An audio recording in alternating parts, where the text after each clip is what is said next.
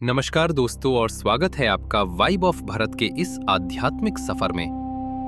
क्या आपने कभी सोचा है क्यों पितृपक्ष के इन 15 दिनों को काला पखवाड़ा कहा जाता है? क्यों इस समय पितृ धरती पर आते हैं और क्यों पितृपक्ष के तुरंत बाद शुरू होती है मां दुर्गा की महापूजा? आज हम आपको सुनाएंगे वो रहस्य जिसे जानकर आप कहेंगे, वाह, यही तो जीवन का असली आध्यात्मिक रहस्य है।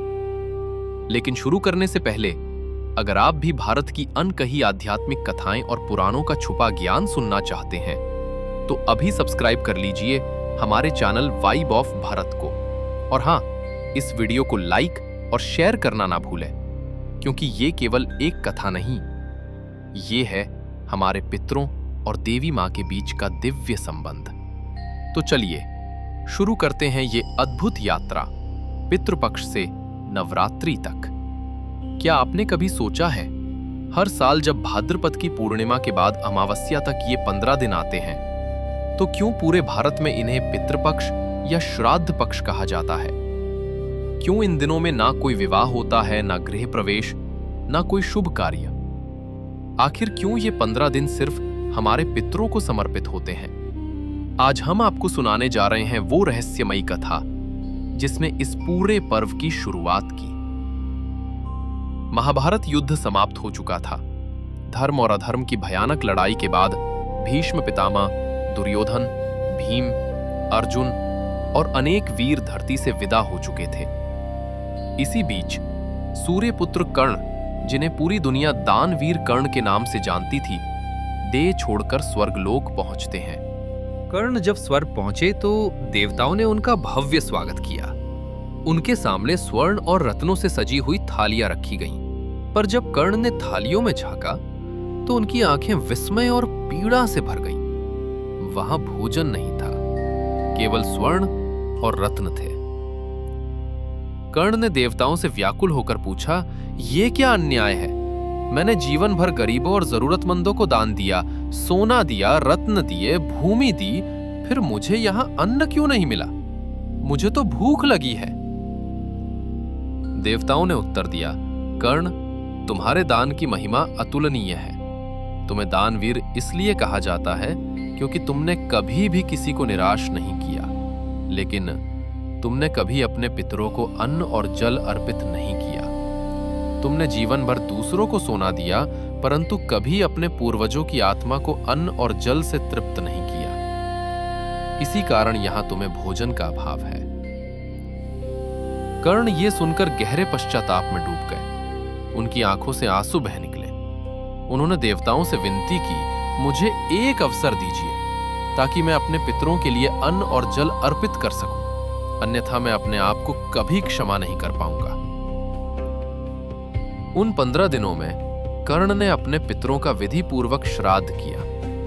उन्हें अन्न, जल, तर्पण और पिंडदान अर्पित किया और तभी से ये परंपरा हर साल दोहराई जाने लगी। इन 15 दिनों को कहा गया पितृपक्ष, जहां हर संतान अपने पितरों को याद करके उनका श्राद्ध करती है। यही कारण है कि आज भी पूरे भारतवर्ष में पितरों की आत्मा की शांति के लिए यह परंपरा निभाई जाती है। अगर पितर प्रसन्न हैं, तो जीवन में उन्नति और समृद्धि बनी रहती है, और अगर वे अप्रसन्न हैं, तो हर कार्य में बाधा आती है। आज हम गहराई से समझेंगे श्राद्ध पक्ष की परंपरा और महत्व।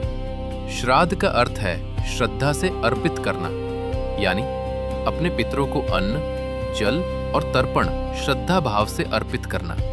श्राद्ध की प्रमुख विधियां: तर्पण, पवित्र जल, तिल और कुशाघास से पितरों को संतुष्ट करना। मंत्रोच्चार के साथ जल अर्पण करना पितरों तक पहुंचता है। पिंडदान, आटे, तिल और चावल से बने पिंड बनाकर पितरों को अर्पित करना। यह आत्मा को स्थिरता और शांति देने का प्रतीक है। ब्राह्मण भोजन, पितरों के नाम पर ब्राह्मणों को भोजन कराना। यह माना जाता है कि ब्राह्मण भोजन करने पर पितर अदृश्य रूप से तृप्त होते हैं। दान, वस्त्र, अन्न, तिल, घी और दक्षिणा दान करना, यह पितरों के प्रति कृतज्ञता का भाव है। गरुड़ पुराण में कहा गया है, जो संतान अपने पितरों का श्राद्ध नहीं करती, उसके जीवन में पितृदोष उत्पन्न होता है। इसका परिणाम परिवार में अशांति और झगड़े, बार बार बीमारी और कष्ट, विवाह और संतान सुख में बाधा, आर्थिक परेशानियां। सोचिए, जिस माँ बाप ने हमें जन्म दिया, पाला पोसा, आज वही आत्माएं हमसे केवल एक ही उम्मीद रखती हैं कि हम उन्हें प्रेम, श्रद्धा और स्मरण से अन्न और जल अर्पित करें। ये केवल परंपरा नहीं, ये हमारे कर्तव्य और कृतज्ञता का प्रतीक है। शास्त्रों में कहा गया है कि यदि पितर प्रसन्न हों तो घर में कुछ विशेष संकेत दिखाई देते हैं। सपनों में पितरों का आना। अगर कोई पितर आपको सपने में भोजन ग्रहण करते या मुस्कुराते दिखाई दे तो यह संकेत है कि वे प्रसन्न हैं। कौवे का आना और भोजन ग्रहण करना श्राद्ध के समय। अगर कौवा तुरंत भोजन ग्रहण कर ले तो इसे शुभ माना जाता है। कौवा यमराज और पितरों का दूत है। घर में अचानक शांति और सकारात्मकता का अनुभव होना। श्राद्ध के बाद वातावरण हल्का और सुखद हो जाना। कार्य में अचानक सफलता मिलना। पितरों के प्रसन्न होने पर रुके हुए कार्य भी आगे बढ़ जाते हैं। लेकिन अगर पितर अप्रसन्न हों तो संकेत भी स्पष्ट मिलते हैं। सपनों में पितरों का रोना या भूख प्यास जताना। श्राद्ध के समय कौवा भोजन न करना या दूर उड़ जाना। घर में बार बार झगड़े, अशांति और रोग का बढ़ना। अचानक आर्थिक संकट या विवाह संतान में बाधा। अगर कोई महसूस करे कि पितर अप्रसन्न है तो शास्त्रों में बताए गए ये उपाय अनिवार्य माने गए हैं। पितरों के नाम से तर्पण और पिंड दान करना। ब्राह्मण या जरूरतमंद को भोजन कराना। कौवे, गाय और कुत्ते को भोजन देना। घर में भगवद गीता का पाठ करना। ओम पितृभ्यः स्वधा नमः मंत्र का जप करना।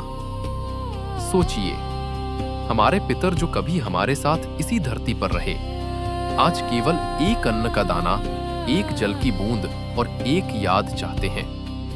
उनके लिए श्राद्ध करना केवल एक कर्म कांड नहीं, ये हमारी आत्मा का उनके प्रति आभार और कृतज्ञता व्यक्त करना है।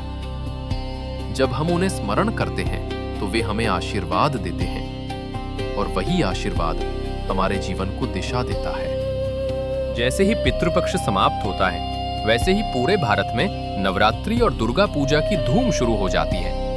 ये केवल संयोग है, इसके पीछे गहरा आध्यात्मिक रहस्य छिपा है। आज हम इसी रहस्य को समझेंगे। पितरों की तृप्ति और माँ दुर्गा की कृपा के बीच का दिव्य संबंध। पितृपक्ष है आत्माओं की तृप्ति की साधना। नवरात्रि है शक्ति की जागृति की साधना। जब तक हमारे पितर संतुष्ट नहीं होते, हमारी ऊर्जा रुक जाती है, और जब वे प्रसन्न होकर आशीर्वाद देते हैं, तभी हम देवी माँ की कृपा को पूर्ण रूप से प्राप्त कर पाते हैं। पहले हम अपने पूर्वजों को जल अर्पित करते हैं और फिर देवी माँ को घटस्थापना में जल अर्पित करते हैं। पहले हम पितरों को तृप्त करते हैं और फिर माँ को भोग अर्पित करते हैं। ये संयोग है, ये एक दिव्य यात्रा है।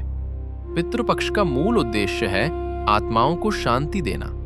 जब हम पितरों का स्मरण करते हैं, तर्पण और पिंडदान करते हैं, तो उनके अधूरे संस्कार और इच्छाएं तृप्त हो जाती हैं। यानी ये केवल कर्मकांड नहीं, बल्कि हमारी आत्मा का शुद्धिकरण है। पहले हम पितरों को जल अर्पित करते हैं आत्मा की शांति के लिए, और फिर हम देवी माँ को घट में जल अर्पित करते हैं शक्ति की जागृति के लिए। ये कोई अलग अलग अनुष्ठान नहीं, ये एक ही यात्रा के दो चरण हैं, शांति से शक्ति तक। क्योंकि जब तक आत्माएं शांत नहीं होती, शक्ति का प्रकट होना असंभव है। पितृपक्ष से नवरात्रि तक की ये यात्रा हमें ये सिखाती है कि जीवन केवल वर्तमान का नहीं, बल्कि भूत, वर्तमान और भविष्य तीनों का संगम है। जब हम अतीत को तृप्त करते हैं, वर्तमान को शुद्ध करते हैं, तभी भविष्य उज्जवल होता है। यही कारण है कि पहले पितरों का श्राद्ध और फिर देवी माँ की आराधना। ये केवल परंपरा नहीं, ये जीवन का सर्वोच्च आध्यात्मिक मार्ग है। तो जब इस बार आप पितृपक्ष में अपने पूर्वजों को स्मरण करें, तो याद रखिए, यही स्मरण माँ दुर्गा तक पहुंचने का पहला द्वार है। और जब नवरात्रि आए, तो माँ के चरणों में बैठकर कहिए, हे माँ, मेरे पितर प्रसन्न हैं, अब आप मुझे शक्ति दीजिए।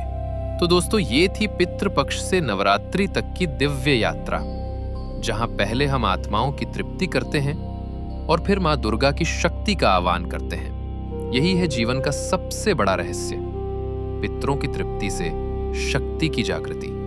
अगर आपको ये कथा पसंद आई हो तो अभी लाइक बटन दबाइए, क्योंकि आपका एक लाइक हमें और भी दिव्य कथाएं लाने की प्रेरणा देता है। और हाँ, वाइब ऑफ भारत को सब्सक्राइब जरूर कीजिए, ताकि अगली रहस्यमयी कथा सबसे पहले आप तक पहुंचे।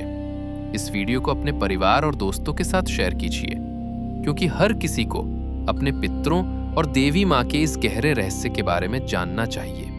और कमेंट करके बताइए कि आपने कभी पितृपक्ष के दौरान कोई विशेष संकेत अनुभव किया है। आपकी एक टिप्पणी शायद किसी और की आंखें खोल दे।